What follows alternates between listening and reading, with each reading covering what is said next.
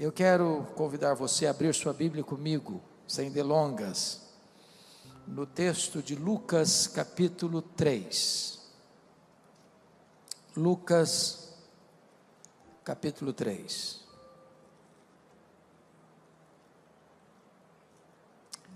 E vamos ler do verso 1 ao verso 20. E após a leitura do texto, por favor, não feche a sua Bíblia. Pastor Adson, às vezes eu vou em alguns lugares e quando termina a leitura do texto bíblico, a pessoa pega e fecha a Bíblia e bota no canto. Isso me passa uma mensagem. E a mensagem que me passam é esta: vou fechar a Bíblia porque o pregador lê o texto, mas ele vai embora do texto, nunca mais vai voltar ao texto. Então para que eu vou manter a Bíblia aberta? Deus não tem nenhum compromisso com a palavra do pregador. Deus tem compromisso com a sua palavra. Então, como já ouvimos aqui, o que importa é a Bíblia. Então, com a Bíblia aberta, vamos ler Lucas capítulo 3. No 15º ano do reinado de Tibério César, sendo Pôncio Pilatos governador da Judéia, Herodes tetrarca da Galileia, seu irmão Filipe tetrarca da região da Itureia e Traconites, e Lisânias tetrarca de Abilene, sendo sumos sacerdotes Anás e Caifás, veio a palavra de Deus a João, filho de Zacarias, no deserto. Ele percorreu toda a circunvizinhança do Jordão, pregando o batismo de arrependimento para a remissão de pecados, conforme está escrito no livro das palavras do profeta Isaías: voz do que clama no deserto, preparai o caminho do Senhor, endireitai as suas veredas, todo o vale será aterrado e nivelados todos os montes e outeiros, os caminhos tortuosos serão retificados e os escabrosos aplanados, e toda a carne verá a salvação de Deus. Dizia ele, pois, às multidões que saíam para serem batizadas: raça de víboras, quem vos induziu a fugir da ira vindoura? Produzi, pois, frutos dignos do arrependimento, e não comeceis a dizer entre vós mesmos: temos por pai Abraão. Porque eu vos afirmo que destas pedras Deus pode suscitar filhos a Abraão. E também já está posto o machado à raiz das árvores. Toda árvore, pois, que não produz bom fruto, é cortada e lançada ao fogo. Então as multidões o interrogavam, dizendo: que havemos de fazer? Respondeu-lhes: quem tiver 2 túnicas, reparta com quem não tem, e quem tiver comida, faça o mesmo. Foram também publicanos para serem batizados e perguntaram-lhe: mestre, que havemos de fazer? Respondeu-lhes: não cobreis mais do que o estipulado. Também soldados lhe perguntaram: e nós, que faremos? E ele lhes disse: a ninguém maltrateis, não deis denúncia falsa, e contentai-vos com o vosso soldo. Estando o povo na expectativa e discorrendo todos no seu íntimo a respeito de João, se não seria ele porventura o próprio Cristo, disse João a todos: eu na verdade vos batizo com uma água, mas vem o que é mais poderoso do que eu, do qual não sou digno de desatar-lhe as correias das sandálias. Ele vos batizará com o Espírito Santo e com fogo. A sua pá ele a tem na mão para limpar completamente a sua eira e recolher o trigo no seu celeiro, porém queimará a palha em fogo inextinguível. Assim, pois, com muitas outras exortações, anunciava o evangelho ao povo. Mas Herodes, o tetrarca, sendo repreendido por ele, por causa de Herodias, mulher de seu irmão, e por todas as maldades que o mesmo Herodes havia feito, acrescentou ainda sobre todas a de lançar João no cárcere. João Batista é certamente uma das figuras mais emblemáticas da história e mais importantes da Bíblia. João Batista é o precursor do Messias. Muitos profetas falaram do Messias. João teve o privilégio de apontar para ele e dizer: eis o Cordeiro de Deus que tira o pecado do mundo. João Batista é uma espécie de dobradiça da Bíblia. Ele fecha o Antigo Testamento, ele abre o Novo Testamento. João Batista era aquele tipo de homem cheio do Espírito Santo desde o ventre,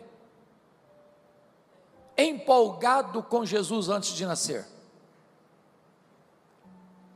João Batista é o homem que recebe de Jesus o mais elevado elogio. Dentre os nascidos de mulher, ninguém foi maior do que João. O propósito de Lucas, que era médico e historiador, é retratar para nós o contexto político e religioso do Império Romano e da província de Israel, quando João dá início ao seu ministério. E ao fazê-lo, Lucas adota uma metodologia. Ele parte do geral para o particular, ele parte do império para a província. Vejamos no verso 1. No 15º ano do reinado de Tibério César. Tibério César começou a governar no ano 14 depois de Cristo. E significa que João Batista começou o seu ministério no ano 29 da nossa era. A grande pergunta é como estava o Império Romano neste primeiro século, quando o cristianismo é estabelecido e caminha de Jerusalém a Roma. E nós poderíamos retroceder um pouco e pensar no grande general Júlio César, que foi traído e assassinado pelo Senado romano. Poderíamos trazer à memória César Augusto, que governou do ano 27 ao ano 14 depois de Cristo, o imperador que governava o mundo quando Jesus nasceu, que foi sucedido por Tibério César, seu filho adotivo, que governou do ano 14 ao ano 37, foi quando João começa o seu ministério, Jesus morre na cruz e ressuscita, que foi sucedido por Calígula, que governou do ano 37 ao ano 41, um homem muito mau, e que também foi assassinado, que foi sucedido por Cláudio, que governou de 41 a 54, período em que houve uma grande fome no mundo, e os judeus foram expulsos de Roma, que foi sucedido por Nero, que governou de 54 a 68, quando Roma foi incendiada em 64, e a perseguição aos cristãos se torna crudelíssima, que foi sucedido por Vespasiano e Tito Flávio, que vai até o ano 81, período em que se constrói em Roma o Coliseu Romano, a arena da morte, e se dispersa os judeus na queda de Jerusalém, uma dispersão que durou mais de 1800 anos, até 14 de maio de 1948, que foi sucedido por Domiciano, que governou de 81 a 96, quando João é deportado para uma colônia penal, para a ilha do Mar Egeu, para a ilha de Patmos, onde escreve o livro de Apocalipse. Por que estou lhes trazendo esse breve registro? Apenas para demonstrar uma coisa: a maioria dos líderes mundiais atesta do poderoso Império Romano. Quando o cristianismo foi estabelecido, eram homens maus, perversos, sanguinários, O cenário político do Império Romano era cinzento. Mas a pergunta é: como é que estava o cenário político da província de Israel quando João Batista dá início ao seu ministério? Volte os olhos de novo para o verso 1. Sendo Pôncio Pilatos governador da Judéia, Herodes tetrarca da Galileia, seu irmão Filipe tetrarca da região de Tureia e Traconites, e Lisânias tetrarca de Abilene. Eu não sei se você percebeu, mas há algo muito estranho nesse versículo 1. Há uma ave estranha no ninho dos filhos do rei Herodes. O primeiro nome da lista não é da família herodiana. O primeiro nome da lista é um governador romano, Pôncio Pilatos. Por que não está aqui o tetrarca Arquelau, tetrarca da Judéia, conforme Mateus 2,22? E em lugar do Arquelau está Pôncio Pilatos. Por que Pôncio Pilatos caiu aqui de paraquedas? O que aconteceu? Entender isso é fundamental para interpretarmos esse texto. E eu preciso da sua paciência e da sua atenção, porque gostaria de trazer uma breve explicação por que tem Pôncio Pilatos aqui e não o tetrarca Arquelau, tetrarca da Judéia. Para isso, vamos recuar ao ano 586. Quando Jerusalém caiu nas mãos da Babilônia e foi levado para o cativeiro. O cativeiro durou 70 anos. Quando Israel retorna à sua terra, depois de 70 anos de cativeiro, quem governa o mundo não é mais a Babilônia, é um outro império, o Império Medo-Persa, que caiu nas mãos de um outro império, o Império Greco-Macedônio, Filipe da Macedônia, Alexandre o Grande, que espalha a cultura grega, a cultura helênica, que espalha uma língua universal, o grego. Com a morte de Alexandre o Grande, precocemente, não tendo ele herdeiro para o trono, o seu vasto império foi dividido entre 4 generais. Israel, o que nos interessa aqui, ficou ora sob o comando dos Ptolomeus do Egito, ora sob o comando dos Seleucidas da Síria. Foi nesse interregno que se faz a tradução do Velho Testamento para o grego, versão que vocês conhecem como Septuaginta. Foi no governo Seleucida de Antíoco IV, também é chamado de Antíoco Epifânio, que o templo de Jerusalém foi profanado, levantando-se altares a deuses pagãos e sacrificando porcos no altar do templo de Jerusalém, profanando a casa de Deus. Isso provoca uma guerra, quando Matatias Macabeu, Judas Macabeu, não suportando esta afronta e esta profanação, declaram guerra aos Seleucidas e ganham a guerra, libertando Israel do domínio estrangeiro e formando um governo asmoneu em Israel. No ano 63 a.C., Pompeu conquista Israel e agrega Israel ao vasto e poderoso Império Romano, nomeando na época Antípater como rei sobre Israel. Com a morte de Antípater, fica mais fácil entender agora, seu filho, Herodes, que nós chamamos de Herodes o Grande, ou Herodes I, recebe do imperador César Augusto o título de rei dos judeus. Era um homem de grande experiência administrativa e um exímio gestor. Foi ele quem ampliou e embelezou o templo de Jerusalém, tornando-o mais magnificente que o templo de Salomão. Foi ele quem construiu o porto de Cesareia, abrindo o comércio para o mundo e facilitando as viagens missionárias.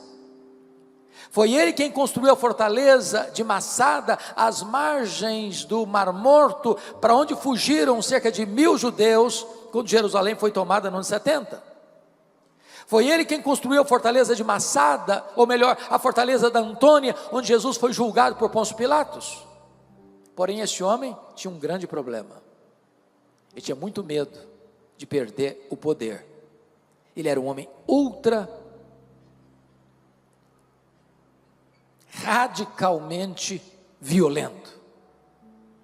Para vocês terem uma ideia, logo que ele assumiu o governo, ele mandou matar mais da metade do sinédrio judaico, que era composto de 71 membros, para dizer: aqui quem manda sou eu. Ele casou-se 9 vezes.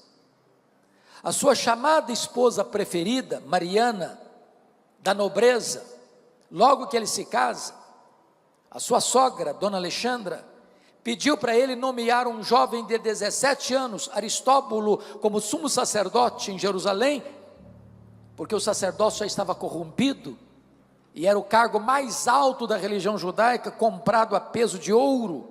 Ele nomeou o menino de 17 anos. O menino foi bem, curiosamente, com ciúmes, mandou matá-lo. A sua sogra, com medo dele, fugiu para o Egito, sob as asas de Cleópatra, e ele manda os seus emissários no Egito e mata a sua sogra. Isso levou o imperador César Augusto a convocar a Roma para lhe dar uma descompostura, e afirmou: é melhor ser filho de um porco do que ser filho de Herodes. Antes de viajar para Roma, com medo de que Mariana, cuja família estava sendo assassinada por ele, se rebelasse contra ele, na sua ausência, mata sua mulher preferida antes de viajar. Quando ele retorna de Roma, ele manda 2 filhos para lá para estudarem, e a sua irmã Salomé, do mesmo estofo moral dele, disse assim: quando seus filhos voltarem de Roma, estarão mais aptos para governar do que você.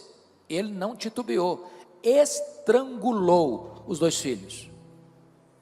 Quando ele estava para morrer na instância de Jericó, ele fez a sua irmã Salomé jurar para ele que no dia da sua morte, ela mandaria matar pelo menos um membro de cada família nobre de Israel, porque queria ter sangue e lágrimas no seu funeral. Por que estou lhes dizendo isso? Por 2 razões.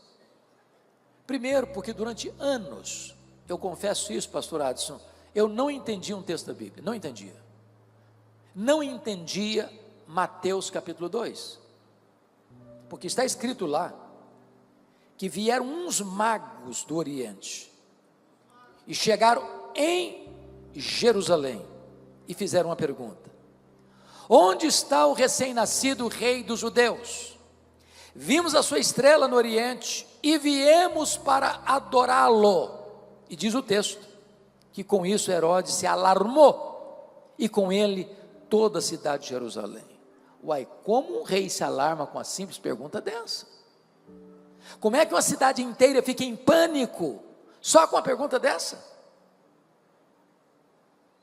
É que Jerusalém sabia do que esse homem era capaz, sempre que na cabeça dele alguém se colocava no caminho dele, para concorrer ao trono com ele.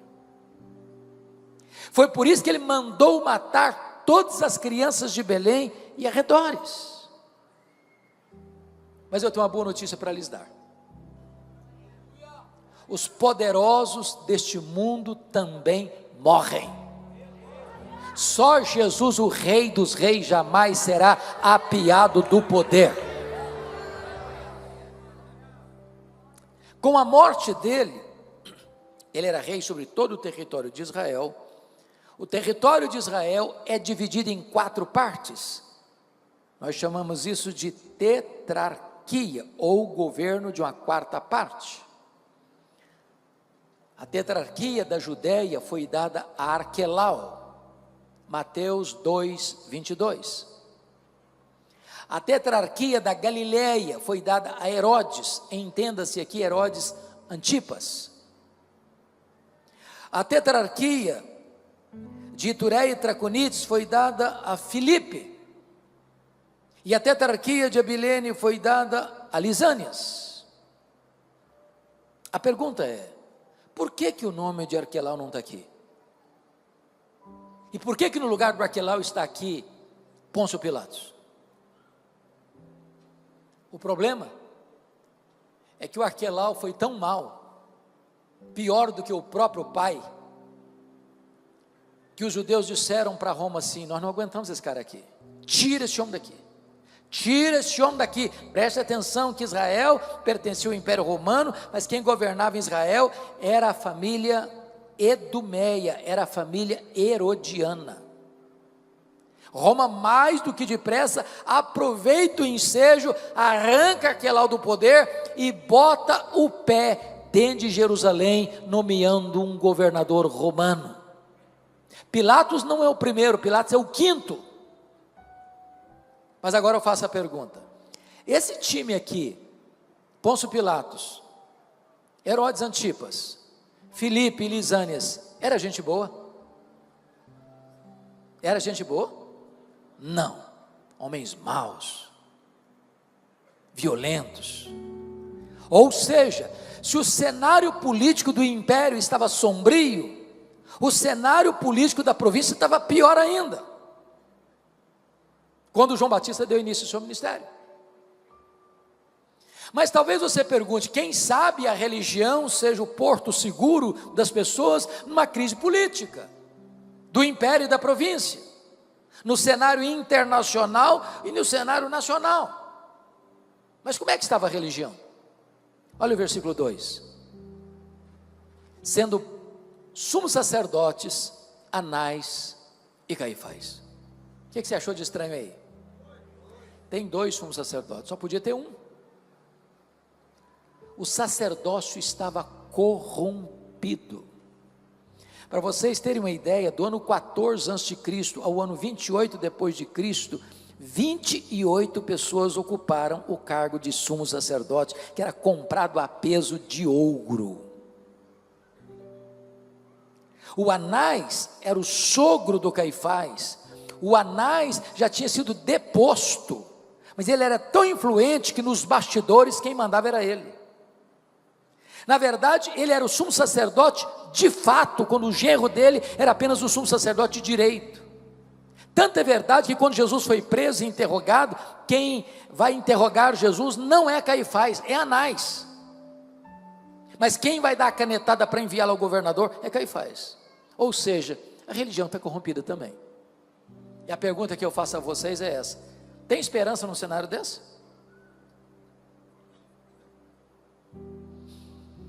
Agora olha para o mundo hoje, cenário internacional, de uma agenda global anticristã, de ideologias que vão se aninhando jeitosamente, propositadamente, para destruir os valores cristãos e destruir os valores da família. E você pergunta, tem esperança num cenário desse? E você olha para o Brasil e vê a mesma agenda perversa nos 3 poderes constituídos. E você pergunta, tem esperança num cenário desse? E eu quero dizer para vocês, que quando o cenário está muito cinzento, e você não vê uma janela aberta, e uma luz no fim do túnel, Deus é poderoso para entrar na história, virar o placar do jogo, virar a mesa da história e criar um fato novo. Porque é nessa conjuntura que está escrito: veio a palavra de Deus a João, filho de Zacarias, no deserto. Deus pode trazer um avivamento nas horas mais sombrias da história.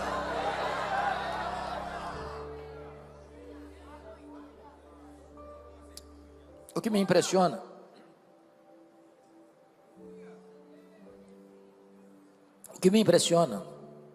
é que João é um cara estranho, que se veste de maneira estranha, se alimenta de comida estranha, e que prega num lugar estranho. Meu amado irmão, não é o lugar que faz o homem, é o homem quem faz o lugar. Não importa se num grande centro urbano, não importa se numa cidade interiorana, não importa se numa região rural, não importa se debaixo de uma árvore, não importa se numa grande catedral ou num templo de chão batido, não importa se no deserto, se a palavra de Deus vier, as multidões vão se ajuntar para ouvir a palavra de Deus.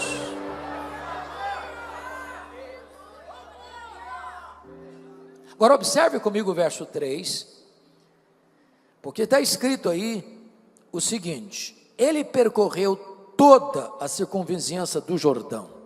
Isso não é uma informação, isso é uma agenda, isso é uma metodologia. Leia os profetas, leia João Batista, leia Jesus, leia os apóstolos, e todos eles pregaram lá fora, onde as pessoas estavam. Hoje nós queremos que as pessoas venham cá dentro, onde nós estamos. Eles gastaram as solas dos sapatos, nós gastamos o assento dos bancos. Eles tinham uma agenda centrífuga, nós queremos ter uma agenda centrípeta. Se nós quisermos impactar o mundo, nós teremos que ir lá fora, onde as pessoas estão. Agora notem, tem 400 anos que ninguém prega. De Malaquias a João Batista são 400 anos. Chamamos esse período de interbíblico ou de silêncio profético. Tem templo, tem música, tem festa, tem sacrifício, mas não tem palavra de Deus. Depois de 400 anos, a palavra de Deus veio a João. E alguém podia dizer para ele assim: ô João, esse povo não está acostumado com Bíblia, então vá devagar, pega leve, porque se você pregar uma mensagem muito forte, eles não vão aguentar. Só que João não era um profeta da conveniência. João não era um alfaiate do efêmero, João era o escultor do eterno. João não pregava para agradar seu auditório, João pregava para levá-los ao arrependimento. João não pregava para receber um tapinha nas costas depois do culto, ele pregava para confrontar as pessoas com a verdade. E o que ele prega? Batismo de arrependimento para remissão de pecados. Ou seja, a não ser que você mude a sua cabeça, a não ser que você mude o seu coração, a não ser que você mude a sua jornada e a sua vida, não há chance de perdão e salvação. Irmãos, em muitos púlpitos no Brasil, não se escuta mais mensagens sobre arrependimento.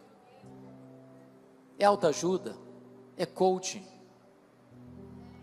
é passar a mão na cabeça, passar pano, é fazer cócegas na vaidade humana. O papel do pregador não é agradar os ouvintes, é levá-los ao arrependimento e à fé salvadora. Mas notem comigo, que depois de 400 anos que ninguém prega, esse homem se levanta para pregar. A pergunta é: de onde ele tirou essa mensagem? Ele é a fonte da mensagem? Ele é a origem da mensagem? Ele é o criador da mensagem? E o versículo de número 4 responde: conforme está escrito nas palavras do profeta Isaías. O pregador não é a fonte da mensagem, o pregador não cria a mensagem não é do pregador, o pregador é apenas um servo da mensagem, ele é um veículo da mensagem, a mensagem não é dele, a mensagem é de Deus. Deus não tem compromisso com a palavra do pregador, Deus tem compromisso com a sua palavra. A promessa de que não volta vazia não é a palavra do pregador, é a palavra de Deus. Então, quando você for pregar, abra a Bíblia e pregue a Bíblia.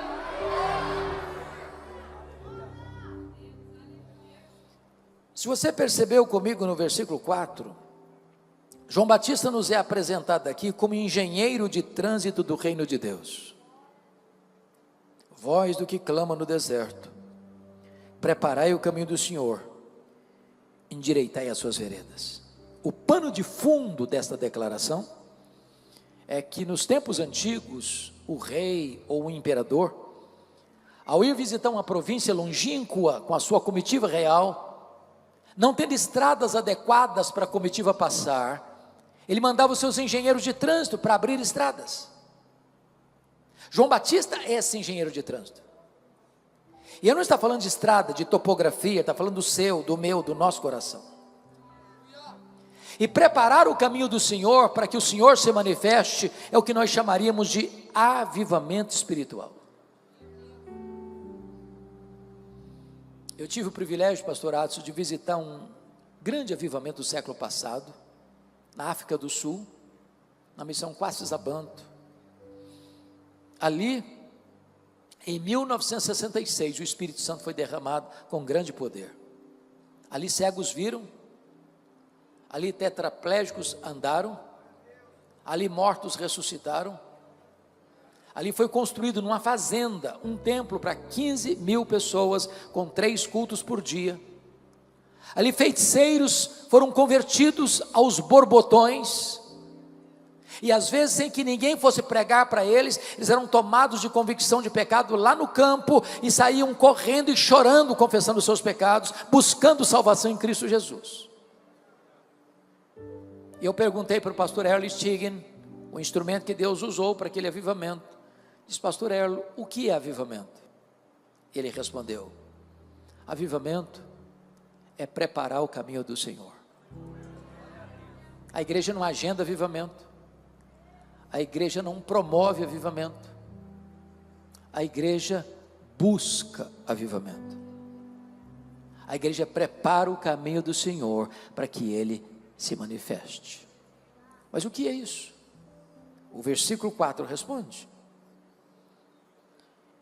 O versículo 5 responde: todo o vale será aterrado, e nivelados todos os montes e outeiros, os caminhos tortuosos serão retificados, e os escabrosos aplanados.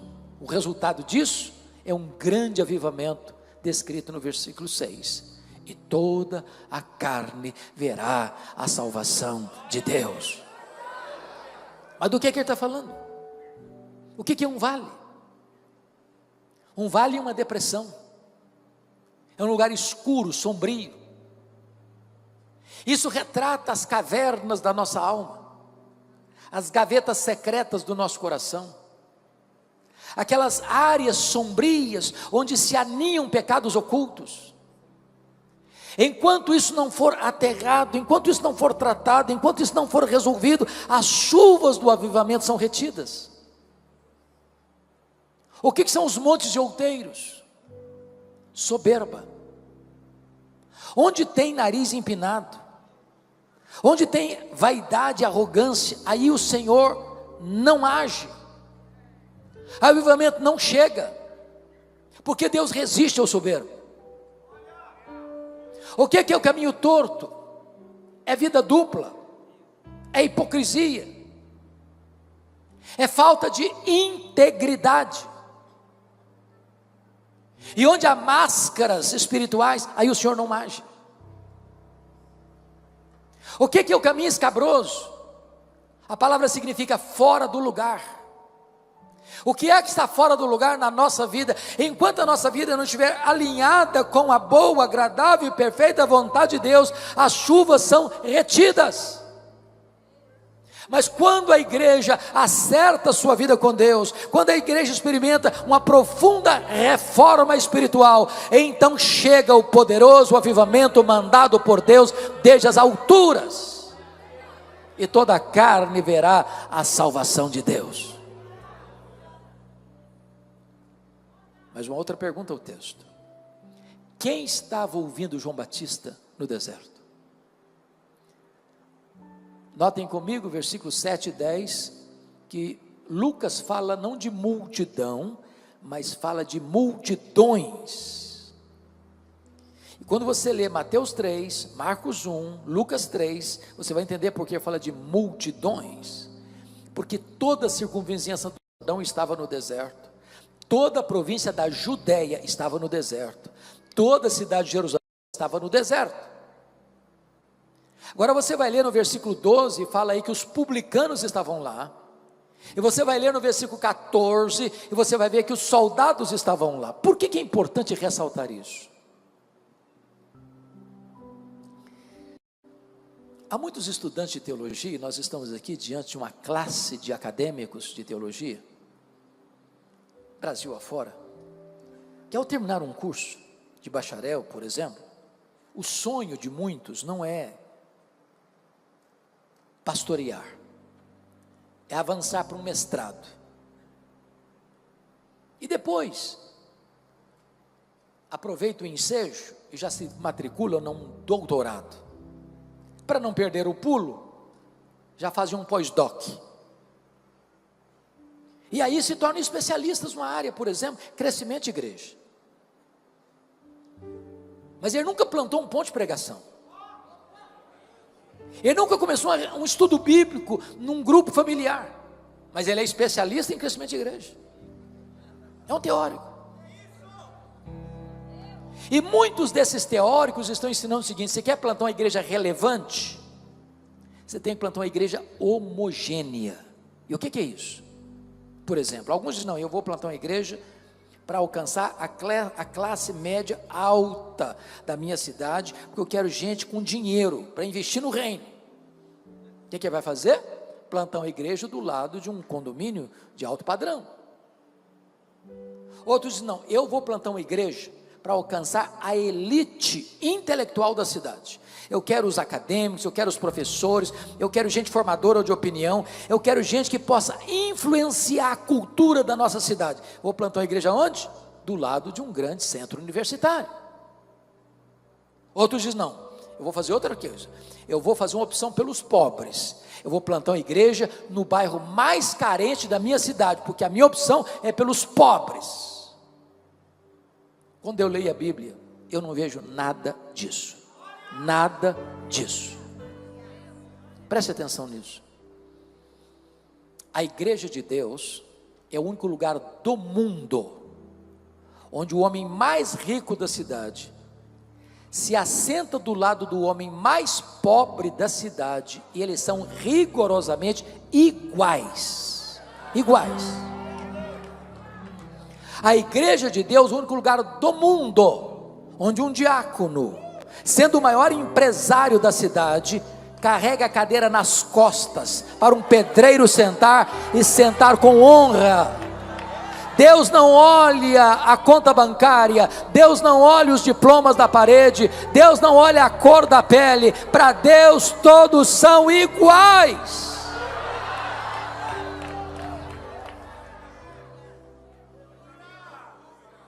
Mas ainda podemos perguntar ao texto: quais foram as ênfases de João Batista nesta pregação de avivamento?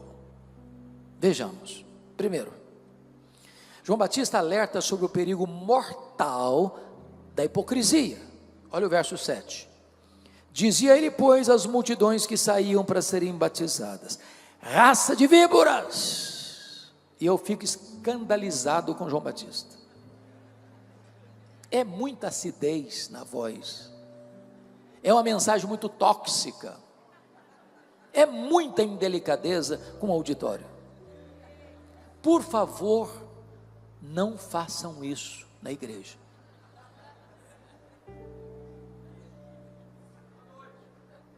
Eu não sei se o Adson fizer isso aqui, se vai dar certo. É melhor não fazer. Agora, eu só consigo interpretar Lucas 3,7 à luz de Mateus 3,7. O que é que está lá no texto paralelo que não está aqui?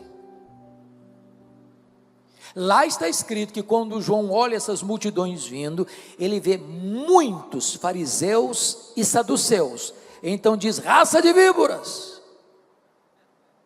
Eu não sei quanto a você, mas tem hora que quando eu começo a ler a Bíblia, não me dá quase urticária, quando começo a ler sobre os fariseus.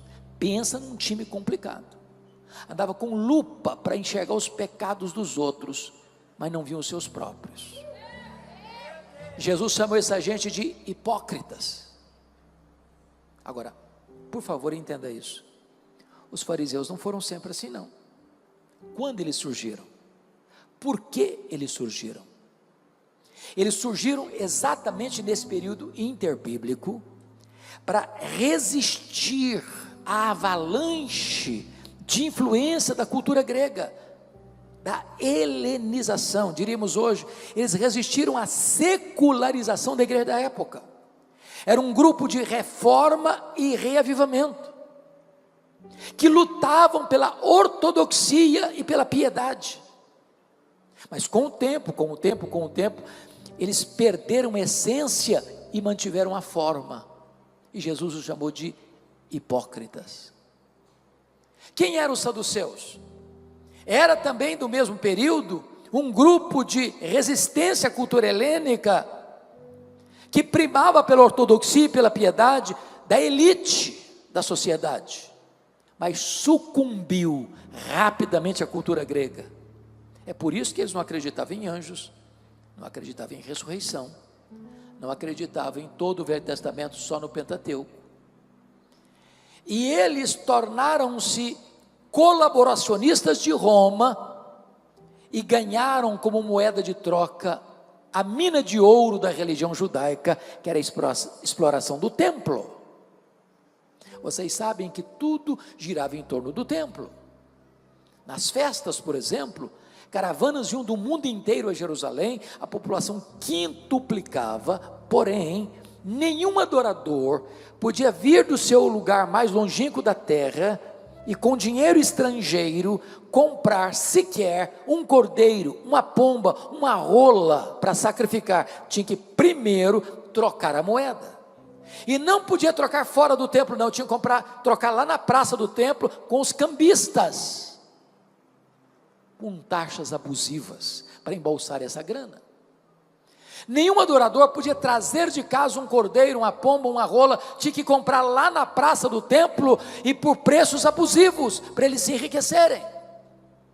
Foi por isso que Jesus pegou o chicote e virou as mesas, e abriu as gaiolas, e abriu os currais de ovelhas, e disse: vocês estão transformando a casa do meu pai, casa de oração, em covil de salteadores. O que é um covil? É o lugar que o ladrão rouba e foge para lá para se esconder. Jesus está vendo essa gente vindo, e ele disse: raça de víboras. Por que ele disse isso? Porque para Jesus a hipocrisia é pior do que o veneno das víboras. Porque o veneno das víboras, quem botou nelas foi Deus, mas a hipocrisia quem bota no coração é o diabo. Segundo lugar, João Batista alerta sobre o perigo real do inferno. Olha o versículo 7, a parte B. Quem vos induziu a fugir da ira vindoura? E eu fico chocado de novo com João Batista. Meus irmãos, tem 400 anos que ninguém prega, e o camarada se levanta para pregar o primeiro sermão e prega sobre inferno. Mas tem tanta coisa boa na Bíblia para pregar, o amor de Deus, a graça de Deus, a bondade de Deus, e o cara vai pregar sobre inferno. Eu posso até garantir a vocês que os pastores que estão aqui presentes são testemunhas disso. Você nunca vai ver um pregador pregar um sermão sobre o inferno e receber um tapinha nas costas na porta da igreja. Diz: pastor, que sermãozaço que o senhor pregou hoje à noite. Estou indo para casa até mais leve. Dá ibope não. Mas é melhor ouvir sobre o inferno do que ir para o inferno. A terceira ênfase da pregação de João Batista, preste atenção nisso, ele alerta sobre o perigo do falso arrependimento. Olha o versículo 8: produzi, pois, frutos dignos do arrependimento. Não é arrependimento e novamente arrependimento, é arrependimento e frutos dignos de arrependimento. Por que é importante ressaltar isso? Porque floresce aqui em São Paulo, e Brasil afora, e mundo afora, uma falsa teologia, chamada de hipergraça, que diz para o pecador venha como você está e permaneça como você quiser. É a falsa graça que justifica o pecado e não o pecador. São as chamadas igrejas inclusivas, vale tudo. Mas isso não é graça, isso é desgraça, porque mantém as pessoas prisioneiras no pecado. A verdadeira graça de Deus liberta, transforma o caráter, transforma a vida, transforma o casamento, transforma a família, transforma a igreja, transforma a sociedade. Quarto lugar, a ênfase de uma pregação de avivamento, irmãos, alerta para o perigo da falsa confiança religiosa. Olha o versículo 8 ainda: e não comeceis a dizer entre vós mesmos, temos por pai a Abraão. Sabe o que está acontecendo aqui? O auditório de João Batista está dando carteirada nele. Estão dizendo: alto lá, pregador, você sabe com quem você está falando? Nós temos pedigree, nós somos filhos do Abraão, corre em nossas veias o sangue do patriarca. O que é isso? Pega leve com a gente. Mas os verdadeiros filhos de Abraão não são aqueles que têm o sangue de Abraão correndo em suas veias, mas aqueles que têm a fé de Abraão habitando em seu coração. Cuidado para que você não coloque a sua confiança numa base errada. Eu gosto muito de fazer perguntas, porque perguntas são diagnósticas. Às vezes eu pergunto: e aí, meu irmão, está firme na sua salvação em Jesus? Mas é claro, eu sou filho do pastor da igreja. Ué, e daí? E daí? Pode ser que filho de peixe seja peixinho, mas filho de crente não é crentinho não. Tem que nascer de novo, tem que nascer de cima, tem que nascer do alto, tem que nascer da água e do Espírito, tem que ser nova criatura. Às vezes eu faço essa pergunta e a resposta é mais assim, requintada um pouquinho. E aí, meu irmão, está firme na sua fé, na sua salvação? Claro, pastor, eu sou calvinista desde o berço, sou arminiano desde que nasci. Ué, mas você pode ser calvinista, você pode ser arminiano, mas não é isso que dá segurança para você não. Se você não estiver fundamentado em Jesus, a rocha que não se abala, não há esperança. Não é a placa de igreja, não é o sistema doutrinário, é a cruz de Cristo, é o evangelho da salvação, é Jesus Cristo que é aquele que garante a nós a vida eterna.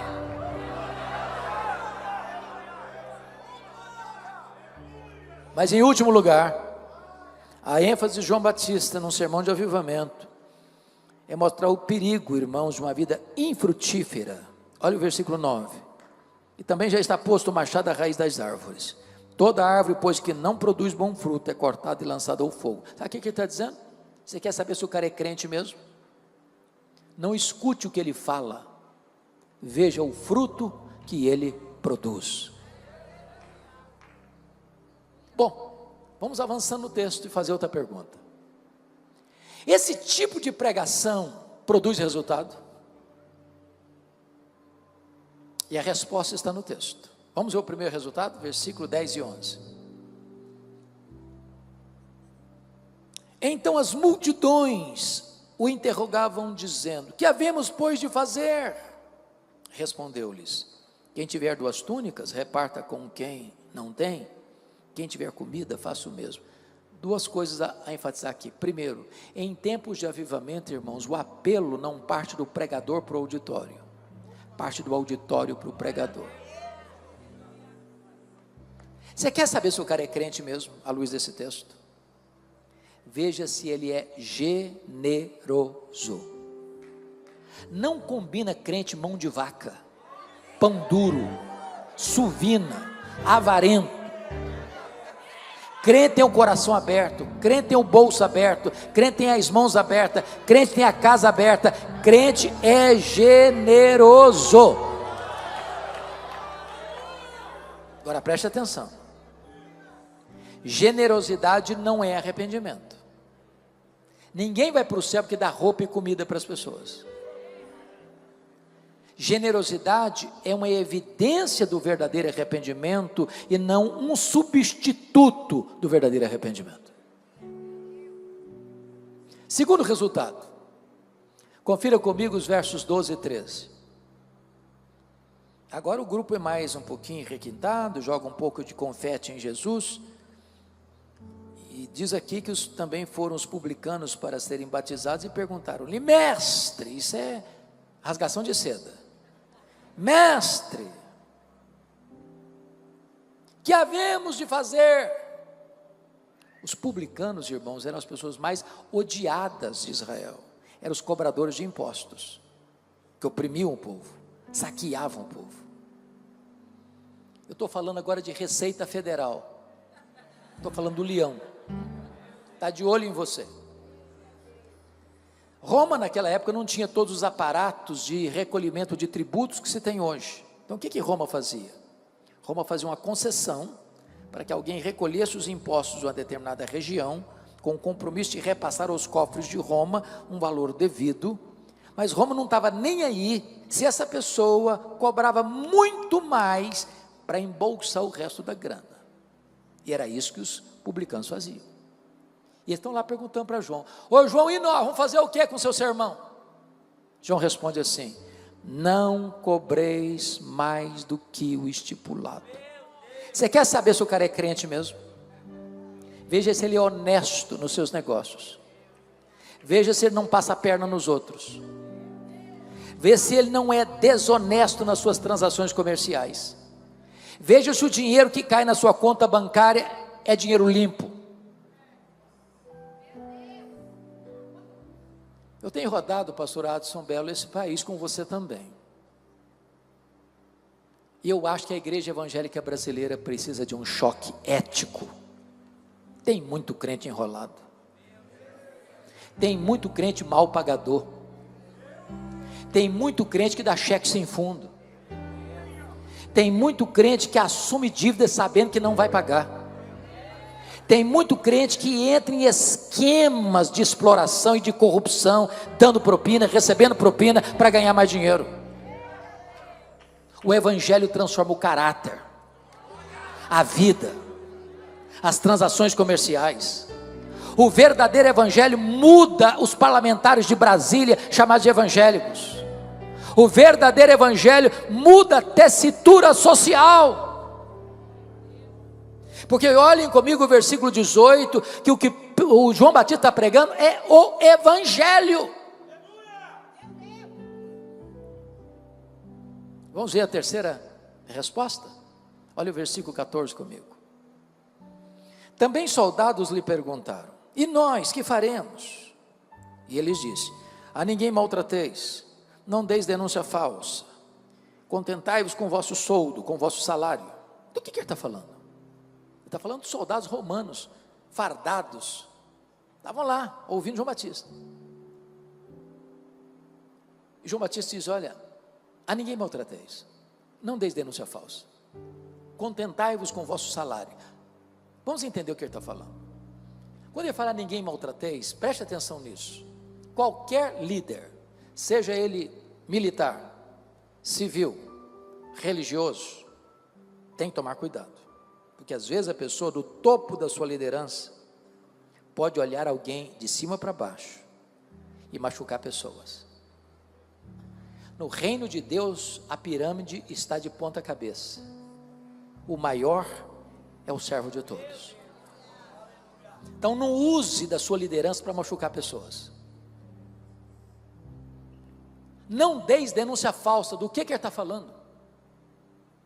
O que ele está falando é o seguinte: os soldados estavam mancomunados com os cobradores de impostos para receberem propina. Então eu vou ilustrar isso. Como é que é o seu nome, irmão? Rubens. Vou pegar o Rubens aqui com a permissão dele para ilustrar. Imagine que chegava na casa do Rubens o cobrador de imposto, o publicano. Disse: Rubens, eu vim aqui avisar você que o imposto que você vai pagar esse ano é tanto. O Rubens dava um suspiro e dizia: eu não posso pagar isso tudo. Se eu for pagar esse tanto de imposto esse ano, a minha família vai passar necessidade. O cobrador de imposto dizia: Pois é esse tanto que você vai pagar. Não discutia. Veja se ele não faz negociatas, rasteiras, nos bastidores escuros da corrupção, para se enriquecer. Veja se ele não vende a alma para o diabo para ganhar mais dinheiro. Veja se ele não entra em esquemas para receber propina, para cair dinheiro sujo na sua conta. Veja se ele é honesto e vive do seu salário e não da riqueza mal adquirida. Eu sei que essas coisas não acontecem mais no Brasil, né, irmãos? Mas nunca é demais alertar, não é verdade? Bom, deixa eu terminar. Me permita falar 3 coisas agora do pregador. A primeira coisa que o pregador vai nos ensinar nesse texto, está no versículo 15 e 16. Preste bem atenção. Estando o povo é um coletivo das multidões dos versos 7 e 10. O povo, estando o povo na expectativa e discorrendo todos, não alguns, não a maioria, discorrendo todos, no seu íntimo a respeito de João, se não seria ele porventura o próprio Cristo, disse João a quem? A todos: eu na verdade vos batizo com água, mas vem o que é mais poderoso do que eu, do qual não sou digno de desatar-lhe as correias das sandálias, ele vos batizará com o Espírito Santo e com fogo. Primeira coisa que eu quero destacar, é que o pregador precisa conhecer a sua identidade. Vamos entender isso aqui. Meus irmãos, tem 400 anos que ninguém prega. Aí João Batista começa a pregar no deserto e as multidões vão para lá, vão para lá, vão para lá. E ele se autodenomina como voz do que clama no deserto: preparai o caminho do Senhor. De repente, toda a multidão, todo o povo, sem exceção, começa a pensar, começa a cogitar, e começa a entender uma coisa. Vocês querem saber de uma coisa? Esse João aí não é precursor do Messias, é coisa nenhuma. Ele é o próprio Messias, é ele mesmo, não pode ser outro, é ele. Ô gente, todos os votos que entraram na urna para candidato a Messias, foram dados a João Batista. Nenhum voto em branco, nenhum voto em nulo. E essa perspectiva de todo o povo se transforma numa pergunta sutil, com palavras sedosas, aveludadas, como o sibilo da serpente, que beija os ouvidos de João Batista. E a pergunta era esta: porventura, tu não és o próprio Cristo? Olha a tentação aí, olha o perigo aí, a isca venenosa aí. Muitos outros assim se levantaram dizendo: eu sou o Cristo, eu sou o Cristo, eu sou o Cristo. Mas João não, João está cercado de uma multidão, e a multidão unânime está dizendo: não, você, não é você o Cristo, você o Cristo, é você mesmo. Se João tivesse engolido aquela isca venenosa, ele podia dar uma coçada na cabeça. Bom, quer dizer, pensando bem, eu acho que eu sou um fenômeno. Tem 400 anos que nunca ninguém juntou tanta gente, mas ele não engoliu a isca venenosa, não. Ele foi categórico: não, eu não sou o Messias, eu vim preparar o caminho do Messias. Eu não sou o verbo, eu sou apenas uma voz que clama no deserto. Eu não sou a luz, eu aponto para Jesus e digo: esta é a verdadeira luz que vindo ao mundo e ilumina todo homem. Eu não sou o cordeiro, eu aponto para Jesus e digo: este é o cordeiro de Deus que tira o pecado do mundo. Eu não sou o noivo, eu sou apenas um amigo do noivo. Eu batizo com água, mas aquele que vem depois de mim é mais poderoso que eu, e ele vos batizará com o Espírito Santo e com fogo. Eu não sou sequer digno de me curvar, desatar as correias das suas sandálias. Eu tenho um lema de vida: convém que ele cresça e que eu diminua.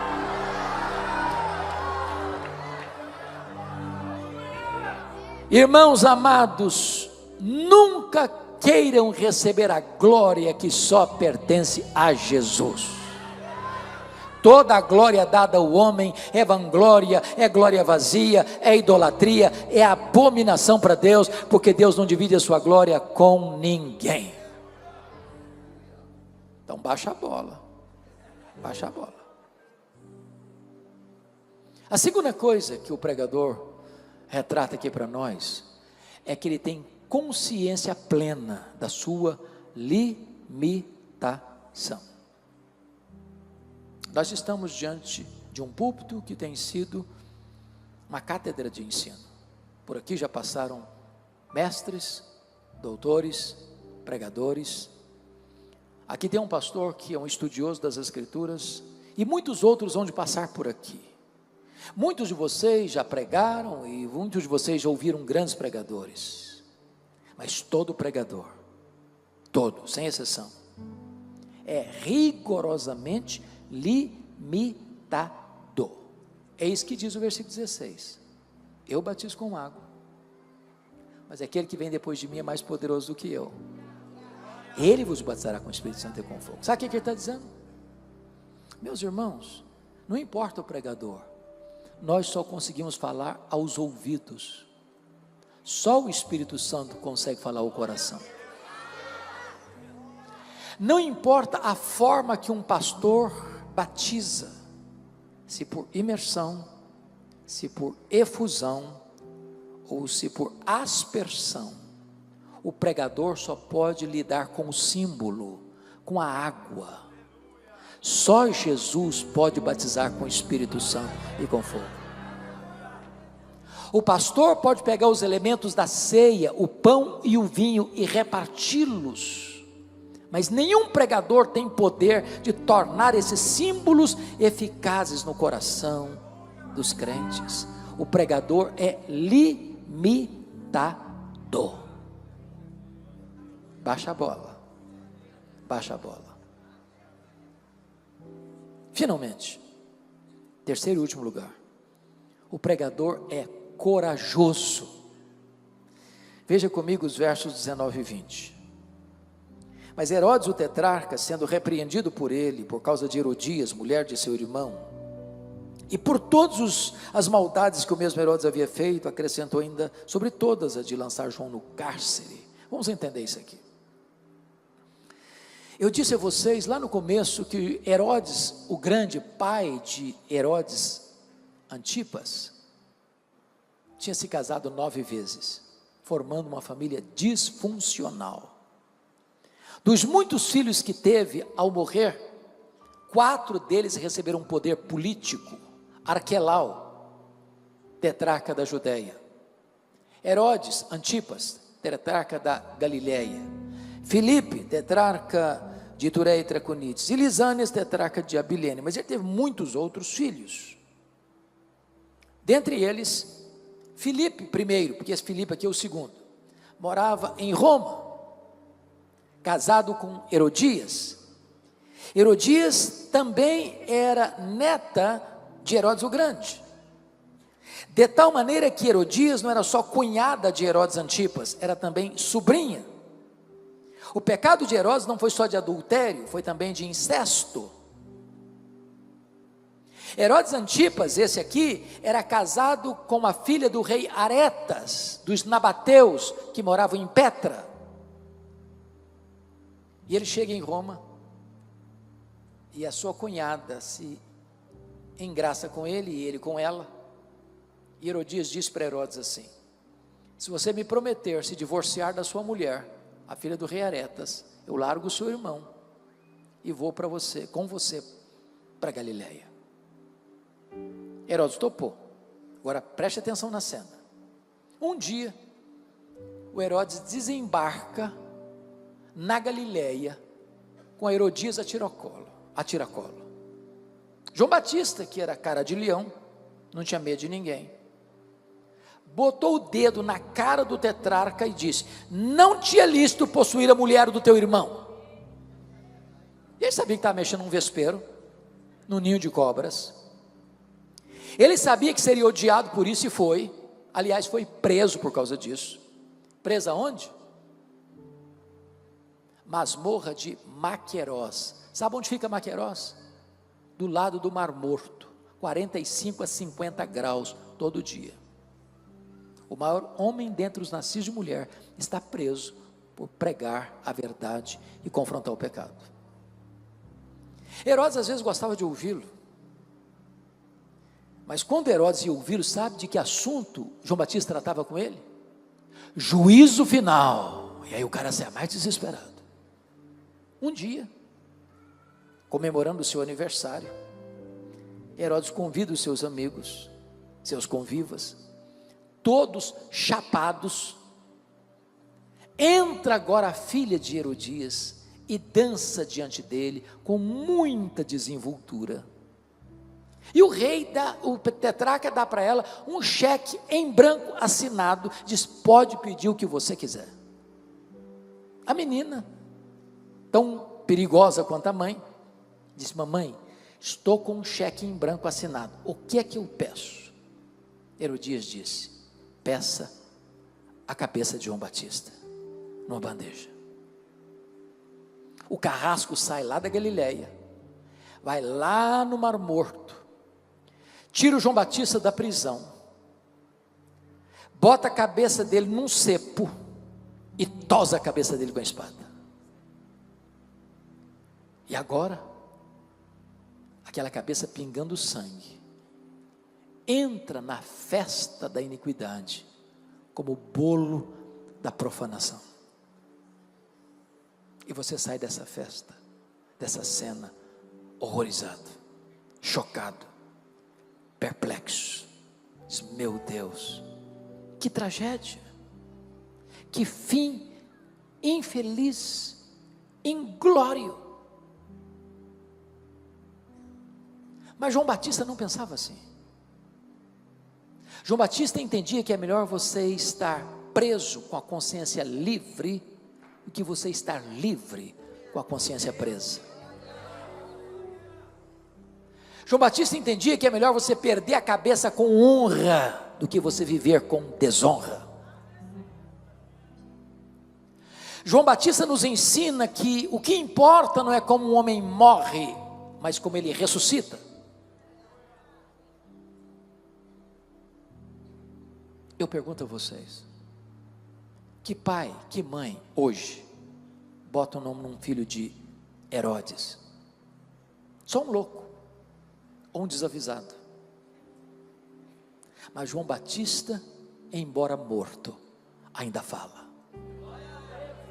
A história dele ainda toca a nossa vida. O exemplo dele ainda nos inspira. E a morte dele nos encoraja.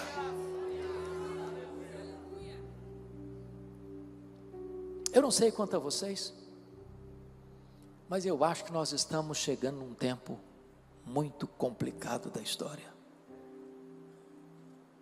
Não tem espaço mais para crentes covardes.